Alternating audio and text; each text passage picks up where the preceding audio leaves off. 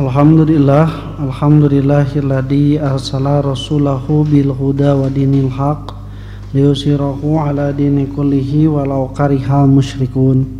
Asyhadu an la ilaha illallah wahdahu la syarikalah wa anna Muhammadan abduhu wa rasuluh alladzi la nabiyya ba'dahu amma ba'd. Wa iman rahimakumullah. Urang ngalajengkeun bahasan ngeunaan tafsir ayatul ahkam dina ayat ngeunaan parentah nyampurnakeun haji sareng umroh dina surah Al-Baqarah 195 sampai 203. Kamari urang tos ngabahas asbabun nuzulna beberapa ayat anu kasebat tina 185 dugi 203. Lajeng nu ka salajengna hukum-hukum syariatna terus dibahas tentang hukum umroh, apakah umroh itu wajib seperti haji. Maka berdasarkan hadis yang jelas mengatakan bahwa la, itu tidak wajib, kata Rasul, wa anta tamira khairun laka, tapi kalau kalian berumroh itu lebih baik. Nah, kemudian hukum yang kedua, apakah makna terkepung mencakup pada sakit dan terhalang oleh musuh. Nah, gitunya. Jadi dina ayatna fa in uhsirtum pamastaysaro minal haji, maka jika kalian itu terkepung oleh musuh, seperti Rasulullah SAW ketika akan melakukan haji tertahan di Hudaybiyah. Nah, itu tertahan karena dikepung oleh musuh. Nah, apakah hanya terkepung oleh musuh saja atau terkepung oleh hal-hal yang lain? Terkepung oleh hal-hal yang lain. Ibu rek ngaji, si bapak di halangan, terkepung. Terkepung, berarti si bapak teh musuhnya. Keheula cenah teu ka ngaji. Naon gitu Pak? Cenah aya periogi bapak. Oh, nya wios da ngaji mah Bu langkung afdol nalika aya parentah ti caroge. Bahkan kan saum oge lamun misalna aya caroge nuju di bumi, ibu saum taros heula nu sunatnya. Pak, abi bade saum nya sok tos cekap tong diteruskeun. Pak, bade saum.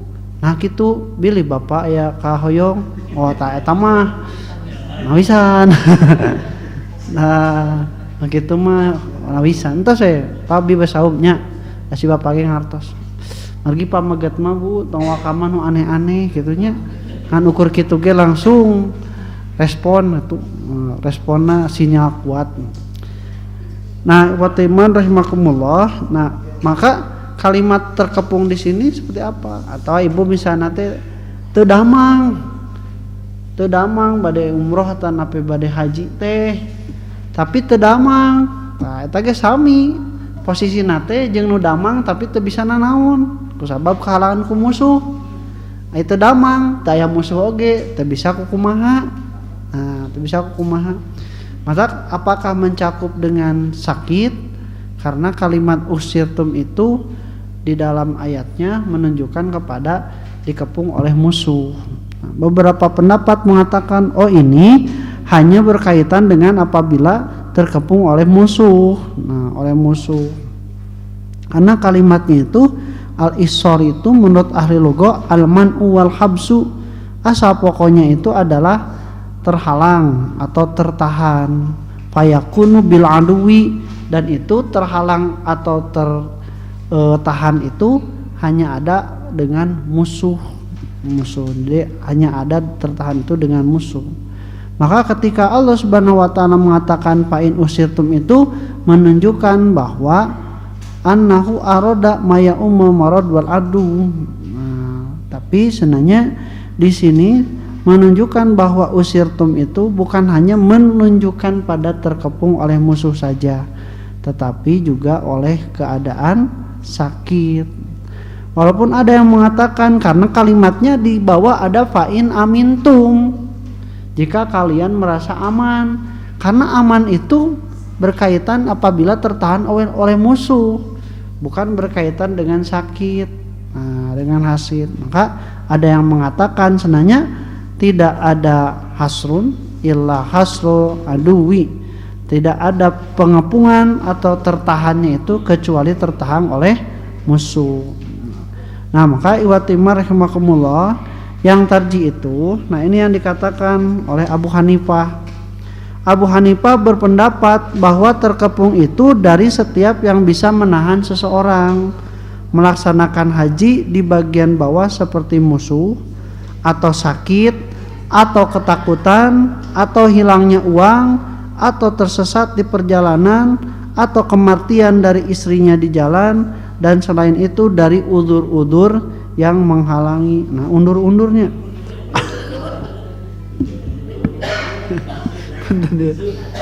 lepat ngetik uzur-uzur Sor Abu Hanifah mah yang menghalangi haji itu bukan hanya musuh, karena sakit pun juga bisa. Akhirnya dalamun misalnya sakit eueuh musuh oge anggar teu bisa.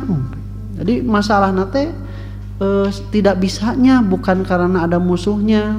Disebutkeun teh al ibratu bi umumil lafdina, tapi khusus si sabab. Jadi ibrah itu mengambil pelajaran itu dari keumuman lafaz, bukan karena khususnya sebab. Ketakutan sieun sarua ieu ge. Nah sieun naon? Sieun corona siga ya, sieun kena virus atau misalnya nuju aya naon? Aya pelarangan. Nah, atau hilangnya uang. Teu sieun musuh teu gering tapi teu aya artos, teu aya ongkos. Sami eta ge teu bisa ngalaksanakeun. Atau tersesat di perjalanan, artos loba tapi nyasar teh di mana? Sarua teu bisa keneh. Atau mungkin kematian dari istrinya, lain manehanana maot mah lain tertahan deui. Tos puasa lah.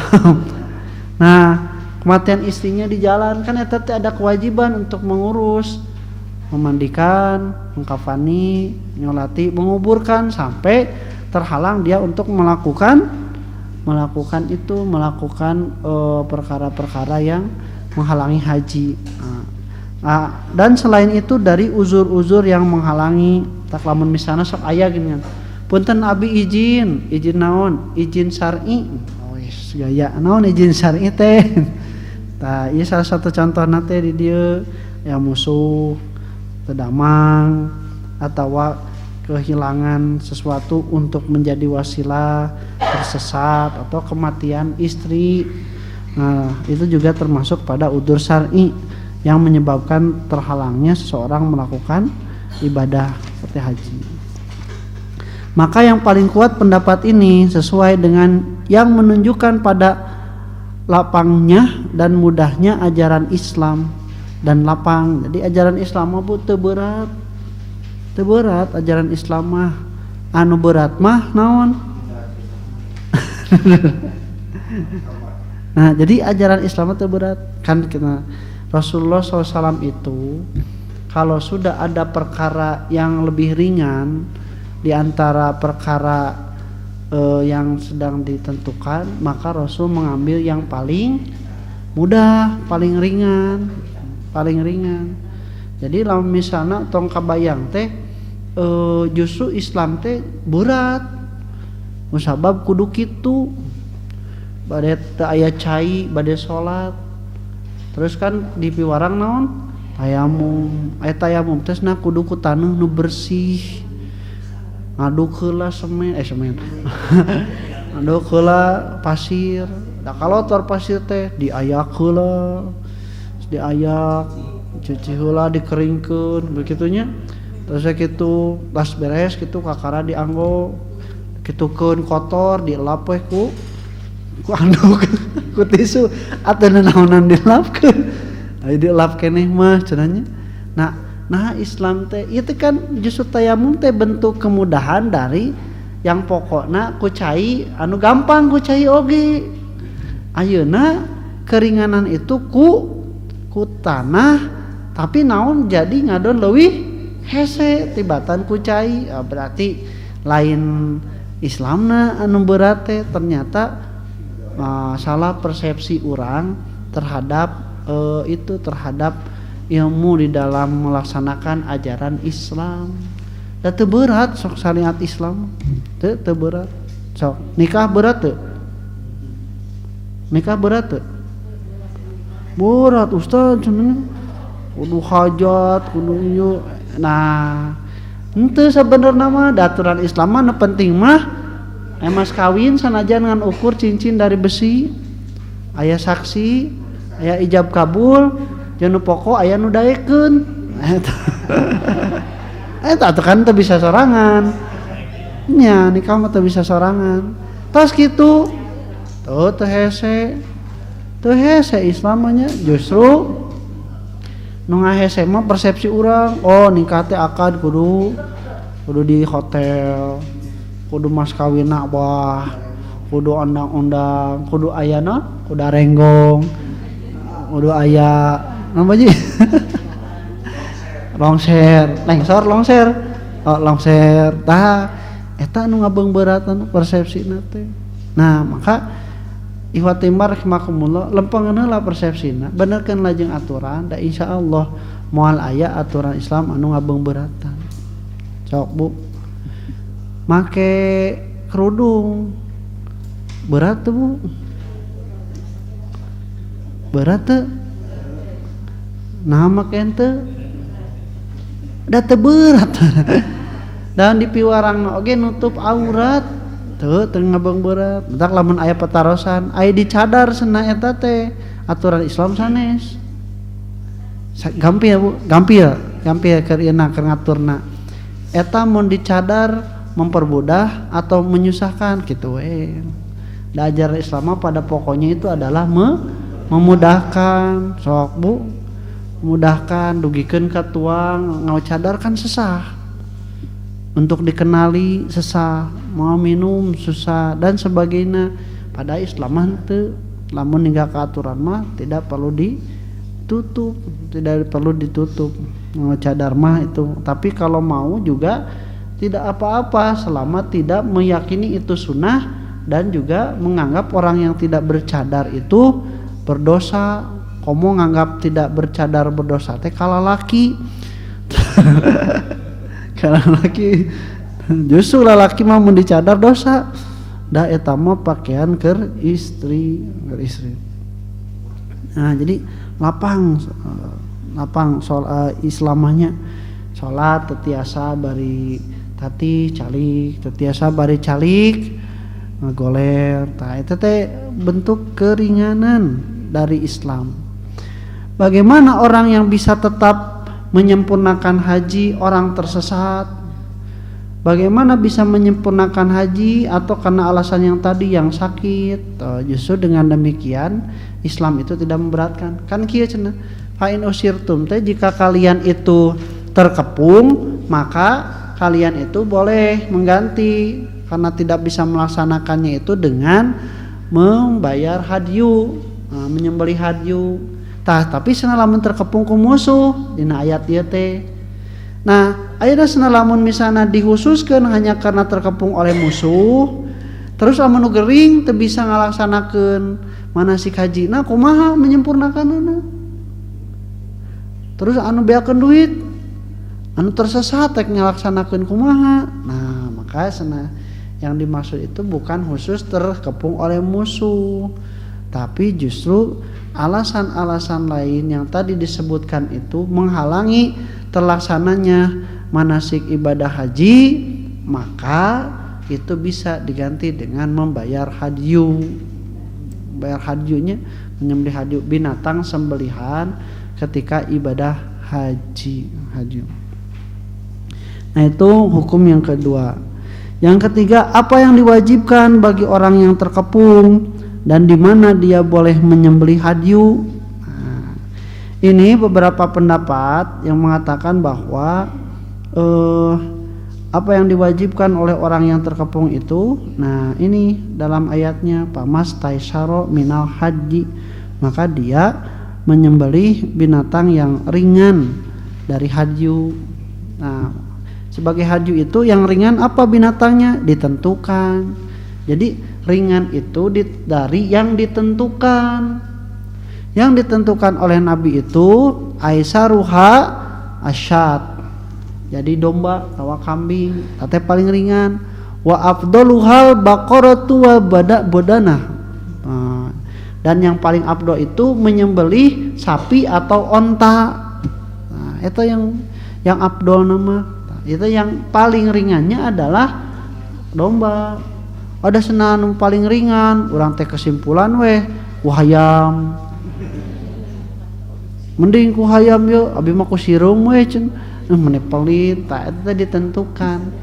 Jadi ringan itu dari yang ditentukan, bukan seringan kemampuan kita maksudnya. Karena binatang-binatang ternak itulah yang ditentukan dikaitkan untuk ibadah, baik berkaitan dengan zakat, berkaitan dengan udhiyah, menyembelih ketika Idul Adha ataupun untuk haji. Itu juga dikaitkannya itu adalah binatang ternak yang ditentukan. Walaupun ada binatang-binatang ternak yang lain, tetapi karena tidak ditentukan oleh Rasulullah maka tidak bisa dijadikan sebagai sembelihan. Sok bu, gedean mana daging sapi jeung daging gajah? Gede gajah. Nah, tadi piwarang dikurbankan si gajah. Nah, karena dia itu tidak ada syariatnya ya secara dalil. Jeung da teu kabayang kersanuang. Daging gajahnya duka abi tacan kantos nyobian. Daging gajah mah. Ngan lamun sapi sagede gajah wios. Wios da sapi gitu.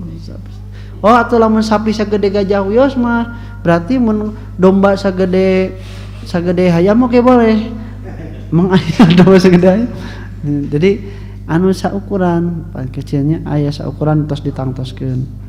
Nah, itu jadi harus menyembelih binatang hadyu. Nah, terus menyembelihnya itu kapan atau di mana? Nah, nih jumhur ulama itu berpendapat mengikuti Rasulullah Shallallahu Alaihi Wasallam. Ada yang mengatakan yang pertama itu disembelihnya itu kalau sudah sampai ke Mekah, baik itu tanah haramnya ataupun tanah yang tidak haramnya, pokoknya nama asal didinya itu di Mekah boleh. Ada lagi yang mengatakan itu di Baitullah karena ada ayat hadyam balighal Ka'bah. Sampai binatang haji itu sudah dibawa sampai ke depan Ka'bah. Nah, itu ada keterangan seperti itu. Nah, yang paling kuat itu adalah pendapat bahwa haji itu boleh disembelih. Nah, di mana saja, sebagaimana ketika terkepung Rasulullah di Hudaybiyah dan beliau menyembelihnya bukan pada waktu haram, maka ini menunjukkan bahwa orang yang terkepung menyembelih di mana saja ia sudah halal ataupun haram. Adapun ucapan Allah hadyam balighal Ka'bah dan juga ucapan Allah Subhanahu wa taala senanya sumaya tawafu bil baitil atiq, kemudian tempatnya itu di Baitul Atiq, maka Imam Asy-Syaukani berkata ini adalah dalam keadaan aman yang memungkinkan sampai ke Baitullah. Wallahu a'lam. Jadi lamun kaayaan nama aman mah candak ta eta teh haji teh ke pencitna di Mekah di Baitullah. Tapi lamun misalnya keadaana teu aman tong maksakeun karena bahaya aya musuh. Anu dipencit teh bisa jadi lain ternakna ngadon urang. Sebab kan aya musuh. Entas na pencit we di dinya seperti Nabi Muhammad SAW menyembelihnya itu di Hudaybiyah, itu diperbolehkan. Kemudian yang keempat, apakah hukum yang berhaji tamattu tetapi tidak mendapatkan hadiah, tidak mendapatkan haju? Tempatnya dicoret itu nganggo Google Text ternyata teu kedah langkung apik ngeditna. Ayat maka barang siapa yang pertama itu dengan umroh dan haji maka yang paling ringan dari tadi menunjukkan pada wajibnya dam haji pada orang yang bertamattu. Tapi jika tidak mendapatkan dam karena tidak ada harta atau tidak ada hewan, maka hendaklah saum 3 hari ketika haji dan 7 hari ketika kembali kepada keluarganya. Di orang aya dam, aya hadyu, aya nondi kiparatnya. Nah, kiparat itu adalah dilakukan ketika kita melakukan sesuatu yang dilarang. Nah, kalau dam itu melanggar sesuatu yang seperti merusak, kemudian membunuh hewan. Nah, itu tidak diperbolehkan, atau melakukan peperangan di tanah haram. Kalau hadyu itu berkaitan dengan tidak bisa melaksanakannya manasik haji. Nah, itu ada bedanya. Nah, hukum yang berhaji tamattu itu kalau tidak bisa mendapatkan hadyu, kenapa tidak bisa nate? Artos aya dombana domba aya artosna artos aya domba aya naon deui nu teh aya nu mencitna pokoknya mabuk ketika sampai tidak bisa menyembeli karena alasan-alasan yang tadi, maka dia itu disyariatkan menggantinya itu dengan saum 3 hari di sana. Maka disebutkan ada ayam mutasrik. Jadi pada hari ke-11, 12 dan 13 saum. Kemudian 7 hari kalau sudah kembali ke tanah air. Nah, itu sebagaimana di dalam ayat yang menyebutkan fasyamu salasati ayamin fil haji, maka saumlah kalian 3 hari di haji, wasamatin idza rajatum, dan juga 7 hari ketika kalian sudah kembali. Nah, itu yang dilakukan bagi orang-orang yang berhaji tamattu tapi tidak mendapatkan hadyu, Yang kelima, apa yang diwajibkan, apa syarat dan yang diwajibkan untuk dam tamattu. Para ulama berkata disyaratkan bagi yang wajib dam tamattu itu 5 syarat. 1, pendahuluan umroh daripada haji. Maka kalau haji kemudian umroh tidak disebut tamattu. Jadi haji tamattu mah umroh heula nembe weh haji. Kan kibu kamari ge sebatkeunana teh aya haji naon we? Ifrad, qiron, sareng tamattu. Bentana naon tamattu jeung qiron? Nah, tamattu jeung qiron aya persamaanana, melaksanakan ibadah haji dan umroh.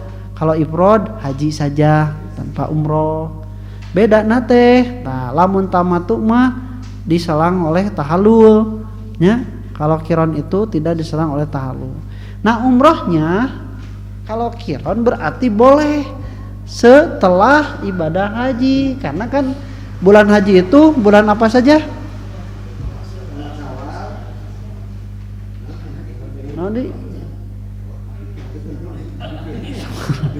Syawal, Dzulqa'dah, Dzulhijjah, 10. Nah, jadi harus tamattu dulu, tidak boleh sebelum tamattu. Nah, kalau harus umroh dulu. Kalau tamattu itu maka dia harus mendahulukan dulu umroh daripada haji.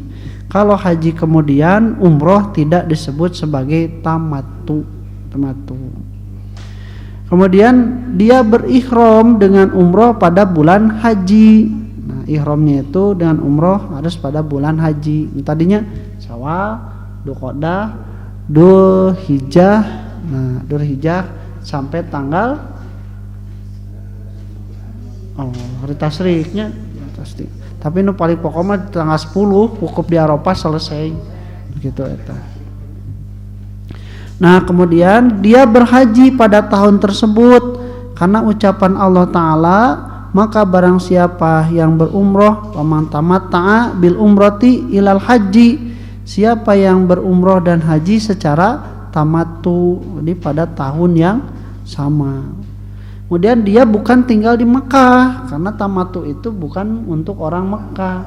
Orang Mekah mah disebutnya haji ifrad, tinggal di Mekah. Nah, ihram haji dari Mekah, maka jika kembali ke mikot kemudian berikhram haji, maka ia tidak wajib tamattu. Ihram hajinya dari Mekah. Kalau kembali ke mikot kemudian ihram haji, maka tidak wajib tamattu.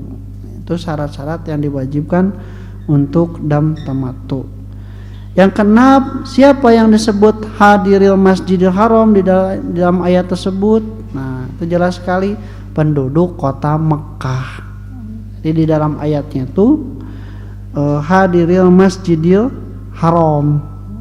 Nah, dari kaliman lam yakun. Nah, tamattu tersebut dilakukan liman lam yakun ahluhu hadiril Masjidil Haram, bagi penduduk-penduduk yang hadir di Masjidil Haram, maksudnya adalah ahli haram, nah, penduduk kota Mekah. Nah, ini yang dipilih oleh Ibnu Abbas dan yang lainnya, hadiril Masjidil Haram itu. Nah, kemudian kata Imam As-San'ani, la'alla madhahaba ilaihi malikiyah huwa al-arjah wallahu alam. Yang dikatakan oleh Imam Malik dan pengikut madhabnya itu yang paling kuat, di mana Imam Malik mengatakan hum ahlul Makkah bi'ainiha, tamat pasti penduduk Mekah. Dan itu dipilih oleh Imam At-Tahawi dan juga menganggapnya sebagai pendapat yang rajih. Nah, ini disebutkan pada yang 7 apa saja bulan-bulan haji. Tadi disebut juga ada bulan haji, ada bulan haram. Bulan haji itu termasuk pada bulan haram, tapi bulan haram itu tidak semuanya bulan haji. Bulan apa?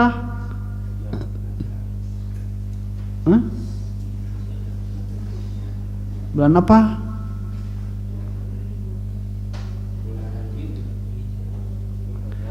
Yang diharamkan itu Rajab, Muharram, Dzulqa'dah, Dzulhijjah. 3 berturutan, Dzulqa'dah, Dzulhijjah, Muharram. Kemudian Rajab terpisah, itu bulan haram. Nah, si Rajab mah tidak termasuk pada bulan haji, bulan haji. Nah, mayoritas para ulama berpendapat bulan-bulan haji adalah awal yang 10 hari di bulan Dzulhijjah. Ini sebagaimana perkataan Ibnu Abbas, sedangkan waktu umroh setiap tahun. Ini mayoritas para ulama. Nah, kita baca perbedaan pendapatnya tentang bulan haji itu. Satu, asyhurun maklumat yang disebutkan itu, Imam Malik berpendapat Syawal, Dzulqa'dah, Dzulhijjah semuanya. Jadi Syawal, Dzulqa'dah, Dzulhijjah semuanya. Kemudian wahwa Ibnu Umar, Ibnu Mas'ud dan Atha dan Mujahid. Wadahaba jumhur. Nah, sedangkan jumhur juga berpendapat, Imam Malik, Imam Syafi'i, Imam Ahmad, ila anna ashhurul haji, bahwasana bulan-bulan haji itu Syawal, Dzulqa'dah, wa isrin min Dzulhijjati, dan 10 hari di bulan Dzulhijjah. Wahwa qaulu Ibnu Abbasin, itu adalah pendapat Ibnu Abbas, As-Sudi, Asy-Sya'bi, An-Nahawi. Wa amma waqtul umrah fajami'u as-sanata, maka waktu umrah itu adalah setiap bulan di sepanjang tahun. Yang paling afdal umrah di bulan Ramadan, bulan Ramadan. Itu tentang ibadah haji. Jadi Allah Subhanahu wa taala itu ibadah haji itu merupakan ibadah dan sudah ditentukan mikotnya. Nah, mikot itu ketetapan, ketentuan. Ada yang mikotnya itu zamani, ada yang mikotnya itu makani. Ibadah haji mah zamani dan makani. Ibadah umroh mah zamani goer makani goer zamani, ditentukan tempatnya tetapi tidak ditentukan waktunya. Jadi bade iraha wae umroh Ramadan, umroh mah boleh ngan teu kenging di mana wae gitu. Muh pilih umrohna di Tegalega. Nah, kitanya. Nah, ada juga yang ditentukan waktunya, tidak ditentukan tempatnya. Siga naon eta mah? Salat mah bade di mana wae. Tapi waktunya ditentukan. Waktu subuh dari terbit fajar sampai suruknya matahari fajar. Kemudian waktu duhur dari tergelincirnya matahari sampai datangnya waktu asar. Waktu asar dari tadi waktu asar itu sampai kepada terbenamnya matahari. Waktu maghrib dari terbenamnya matahari sampai datang waktu isya. Waktu isya dari sapak merahnya layung merah itu sampai ke pertengahan malam. Di pertengahan malam. Iraha pertengahan malam teh sama dengan duhur. Nah, yang paling selamat itu adalah sama dengan duhur, karena duhur itu pertengahan siang. Ada lagi yang berpendapat bahwa malam nawe dietang ti tabu sabaraha malam itu. Malam teh ti iraha di waktu isya cenah. Di waktu isya dugikeun ka waktu subuh mendiratakeun misalnya sekitar 8 jam. Nah, tengahnya itu adalah setengah gitu. Tengah eta we tinggal dari waktu isya ena 19.23 tah 19.23 dugikeun subuh 4.38 nya 28 tah etang we eta sabaraha rentangna kewe dibagi dua tengahna tah sakitu tengahna teh. Jadi itu yang disebut dengan waktu malam, sebagaimana dalil bahwa sholat malam itu dimulai setelah selesai waktu isya. Kan aya disebut tadi mah cenah malam mah memang dari maghrib, karena disebutkan waktu maghrib juga itu gosakil laili, gelapnya malam itu dimulai dari maghrib. Maghrib itu masuknya ke sana, isya dan maghrib, gosakul lail. Nah itu ditentukan. Sedangkan ibadah haji itu mikotnya itu jelas secara tempat dan juga secara waktu. Nah oleh karena itu watimar rahmakumullah, hanya orang yang benar-benar saja bisa melaksanakan ibadah haji, baik itu secara materi ataupun juga secara kesempatan dan kesehatan. Sebab kalau tidak ada yang seperti ini, maka orang tidak akan pergi haji walaupun kesempatan ada, uang banyak gitunya, awak sehat. Tapi kalau tidak ada maksud, tidak ada niat, nah itu juga tidak apa-apa. Tapi kalau misalnya ada niat, ya kadang orang yang tidak sehat bisa berangkat, tidak punya uang bisa berangkat. Siga saha? Siga Haji Sulam.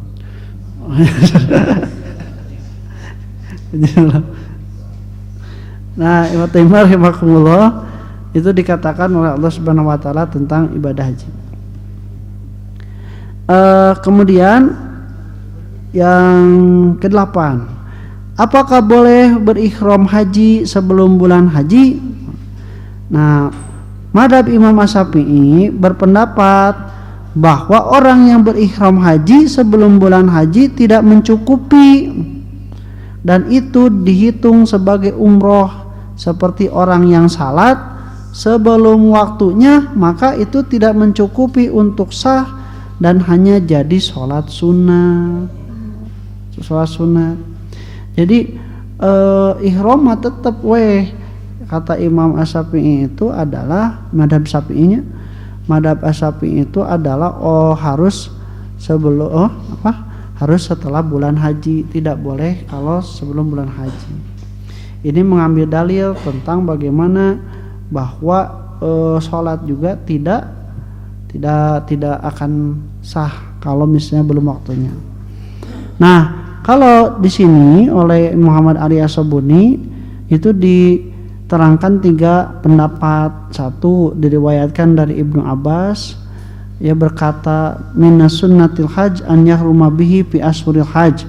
Sunnah haji itu adalah ihramnya ya di bulan-bulan haji.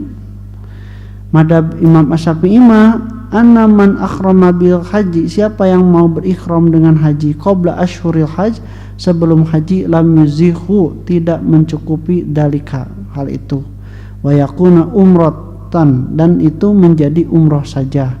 Kaman dakhala fi sholati qabla waqtiha fa innahu la tuzihu, seperti orang yang sholat sebelum waktunya itu tidak mencukupi, wa takunu nafilah, dan hanya jadi sholat biasa saja. Jadi bisi ibu kergetol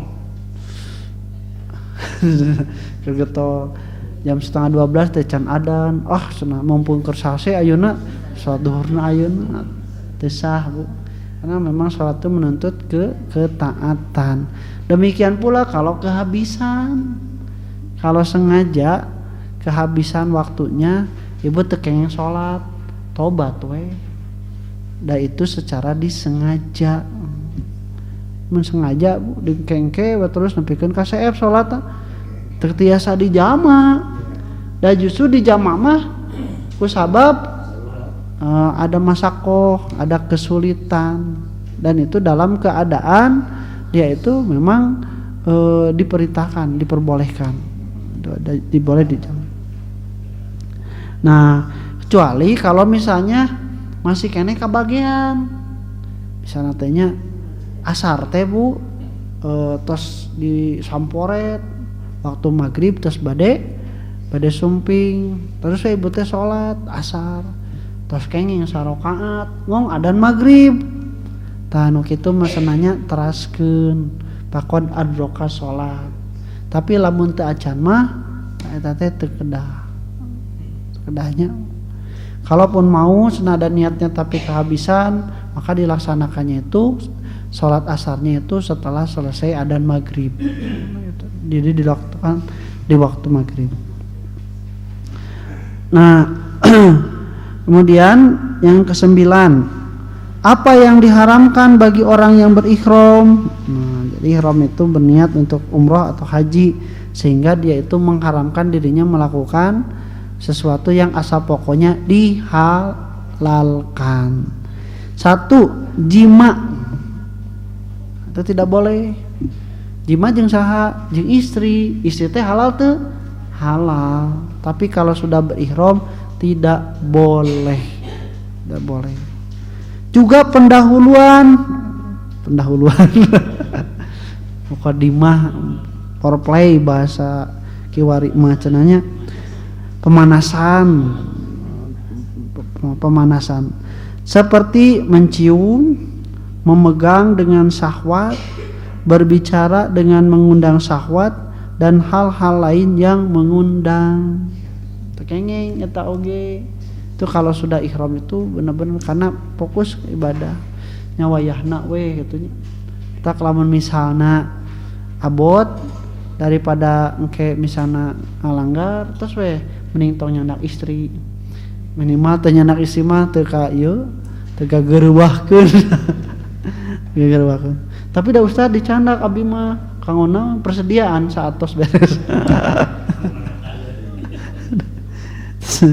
Memang enggak ai kiat mahnya itu juga tidak boleh ya melakukan seperti itu. Jadi benar-benar ibadah haji mah kudu perkara-perkara anu fokus karena ibadah, sampai dia itu mengharamkan sesuatu yang pada dasarnya haram bagi dia, ya halal bagi dia. Kemudian berbuat kejelekan dan melakukan maksiat yang keluar dari ketaatan pada Allah Subhanahu wa taala. Kita kengeng Bu, berbuat kejelekan dan melakukan maksiat yang keluar dari ketaatan pada Allah Subhanahu wa taala. Bima rek ditu rek hayang nyobaan ngetrek orang Arab entong tekengeng. Kemudian juga bertengkar atau berdebat bersama saudara, pembantu atau yang lainnya. Itu mun urang biasa dia saurna sok kababawa ka ditu. kababawa ka ditu karena eta teh puncaknya Bu, puncaknya kehidupan itu ketika di sana itu bener karaos entak osok kababawa sakapeung mah pipaseaeun teh eta teh gogoda